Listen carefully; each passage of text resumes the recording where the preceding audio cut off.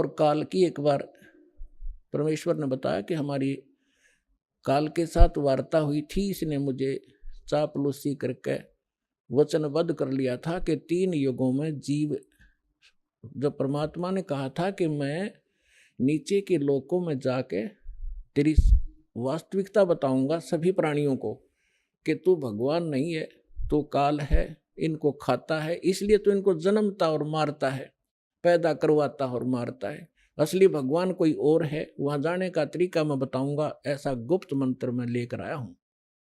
तब काल ने पैर पकड़ दिए, बहुत ज्यादा जो है प्रार्थना की, परमात्मा ने स्वीकार की। इसने कहा कि भगवान 3 युगों में जीव ना ले जाना, कम ले जाना थोड़े थोड़े, और चौथे युग में कलयुग में कितने ही जीव ले जाना, इतनी दया मेरे पर कर दो। परमात्मा को भी पता था कि सतयुग त्रेता द्वापर में ये जीव गणे दुखी नहीं होते और इनकी पूर्व जन्म की बैटरी चार्ज होती है, उस प्रहार उसी से ये सुखी होते हैं और ये सोच रहे होते हैं हम राम और कृष्ण की भक्ति कर रहे हैं, शायद इसी से सुखी हैं, तो इसलिए ये मेरे ज्ञान को स्वीकार नहीं कर पाएंगे। मालिक को मालूम था, तो इसलिए मालिक ने कहा था परमात्मा ने कि भाई ठीक है, चौथा युग जब कलयुग आई तब हम अपना अंश पठाई और काल फंद छूटे नरलोई, सकल सृष्टि परवानिक हुई। परमात्मा ने कहा था जब कलयुग के अंदर मैं अपना दास भेजूंगा और फिर ये काल के सब बंधन छूटेंगे और सारा विश्व मानव शरीरधारी प्राणी और साथ में जो मनुष्य, जो पशु पक्षी हैं, वो भी मनुष्य धारण करेंगे और वो सभी परमात्मा की भक्त नाम लेंगे। सकल सृष्टि परवानिक हुई, परवानिक माने दीक्षित होंगे। और कहते हैं कलयुग बीते 5500 पाचा, तब ये वचन मेरा होगा सच्चा।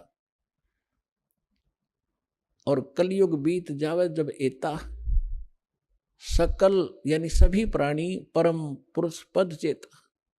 600 वर्ष पहले मालिक की वाणी में लिखा हुआ है, कबीर वाणी में, सच्चिदानंद घन ब्रह्म की वाणी में, यानी सूक्ष्म वेद में, उस तत्व ज्ञान में लिखा है, परमात्मा ने बोला था, धर्मदास जी लिखा था, उसमें कहा है कि जब चौथा युग जब कलयुग आई तब हम अपना अंश पठाई और काल फंद छूटे नरलोई, नर नारी सभी का काल का फंद छूटेगा, तो इसने जकड़ रखा है, मूर्ख बना रखा है, बस इतना ही सीमित कर दिया, ये तेरा बेटा है या तेरी बेटी है, ये तेरी कार या तेरी कोठी है, 1 मिनट में मृत्यु हो जा, छोड़ बेटा, अब ये सब मेरी है, तू गधा बन।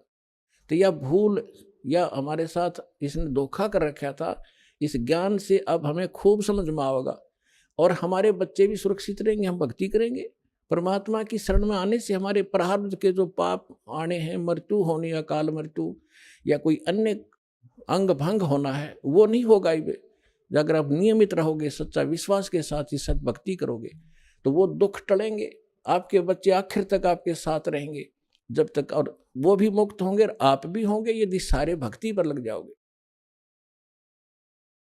तो परमात्मा ने कहा था कि सकल सृष्टि परवानिक होई, काल फंद छूटे नरलोई, काल का जो बंधन है कर्मों से बांध रखा इसने, और ये सब छूटेगा और सारी सृष्टि उपदेशी होगी। कलयुग बीते 5500 पाचा, धर्मदास जी से कहा था कि कलयुग बीते 5500 पाचा, तब ये वचन मेरा होगा सच्चा।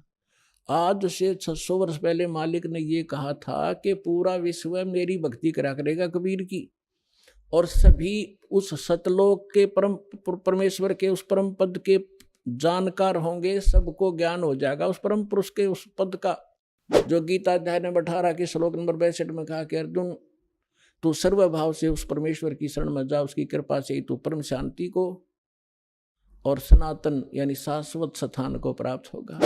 गीता अध्याय नंबर 15 के श्लोक नंबर 4 में कहा कि तत्वदर्शी संत की प्राप्ति के उपरांत यानी तत्व ज्ञान से परिचित होने के उपरांत परमेश्वर के उस परम पद की खोज करनी चाहिए, जहाँ जाने के बाद साधक फिर लौटकर कभी संसार में नहीं आते। और जिस परमेश्वर ने सब ब्रह्मांडों की रचना की है, अपने विषय में गीता ज्ञानदाता कहता दूसरे अध्याय के 12वें श्लोक में, चौथे अध्याय के 5 और 9 श्लोक में, 10वें अध्याय के दूसरे श्लोक में कि अर्जुन तेरे और मेरे बहुत जन्म हो चुके हैं, आगे भी होंगे और पहले भी हम जन्मते रहे हैं। इसलिए वो कहता अर्जुन तू सर्वभाव से उस परमेश्वर की शरण में जा जिसकी कृपा से तू परम शांति को, सनातन परम धाम को प्राप्त होगा।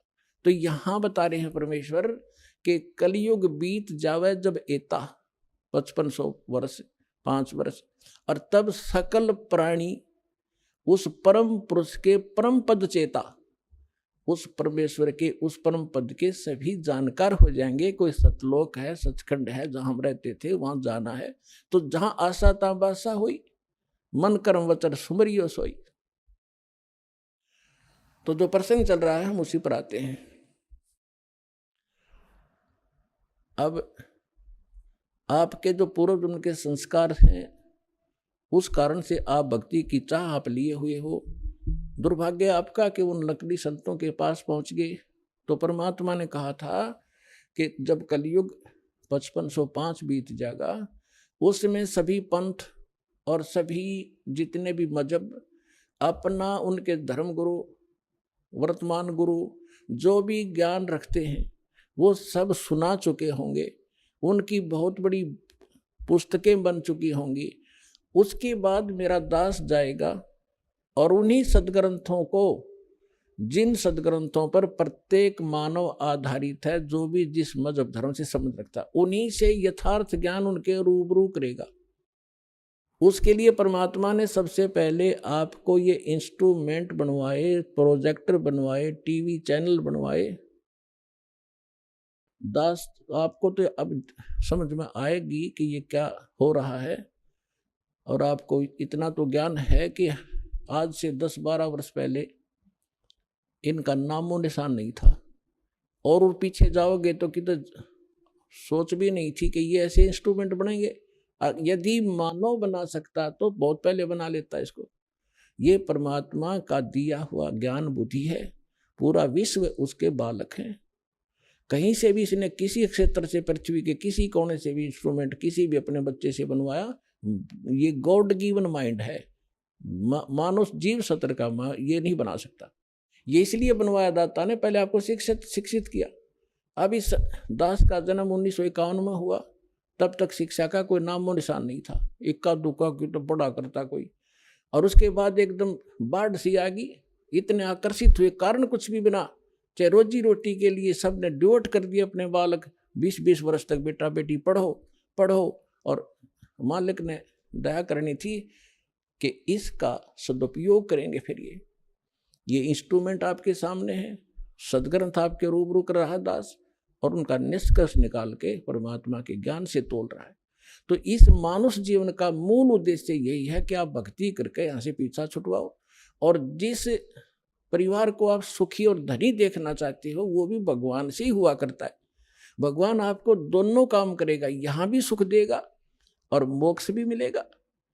अब ऐसा कौन अनजान होगा जो इस अवसर ने चुकेगा? अब सभी इस बात को स्वीकार करेंगे।